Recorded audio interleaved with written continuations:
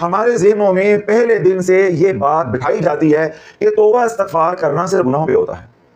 تو جو میں زور دیتا ہوں کہ درود کے ساتھ استغفار جوڑو. اگر تو آپ تائب ہو چکے ہو تو اللہ آپ کے درجات کو بلند کرتا ہے، اور اگر آپ تائب نہیں ہوئے، گناہوں میں لتڑے ہوئے ہو، یا ابھی توبہ کی ہے، گناہوں کی نحوست ابھی آپ کے اوپر جس کی وجہ سے رستے نہیں کھل رہے، آپ کے کام آسان نہیں ہو رہے، تو استغفار کرو گے، گناہوں کی نحوست بھی ختم ہوتی جائے گی، اور جو گناہ ماضی میں کر چکے ہو ان سے اللہ سے معافی بھی مانگتے رہو اور اللہ سے بخشش بھی مانگتے رہو. تو مخلصین ہیں وہ جب یہ بیانات سنتے ہیں وہ درود پاک کے ساتھ استغفار کو جوڑیں گے. گناہ وہ پہلے چھوڑ چکے ہیں، اللہ ان کے درجات کو بلند کرتا جائے گا، ان کا سلوک آسان ہوتا جائے گا، اللہ کے قرب، اللہ کی معرفت کا رستہ آسان ہوتا جائے گا، رسول صلی اللہ علیہ وسلم کی غلامی کا رستہ آسان ہوتا جائے گا. جب یہی بیانات آپ لوگ سنیں گے، سوشل میڈیا پہ عام عوام سنیں گی جو گناہوں میں ملوث ہوتی ہے، جب وہ استغفار کرے گی تو کوئی گھڑی ایسی ہوگی کہ رب جب اپنے محبوب علیہ الصلوۃ والسلام کے اوپر رحمت نچاور کر رہا ہوگا، کوئی دو چینٹیں ہماری جھولی میں بھی آ گرے گی اور ساتھ ہم کہیں گے استغفر اللہ. اللہ کہے گا میں نے اپنے محبوب پہ رحمت تمام کر دی اور تیرے گناہوں کو معاف کر دیا ہے، تو ہمارا کام بھی بن جائے گا. تو اس طرح استغفار جوڑ کر پڑھیں گے تو جو کاملین ہیں، تائبین ہیں، مخلصین ہیں، محبین ہیں، اللہ کے مقربین ہیں،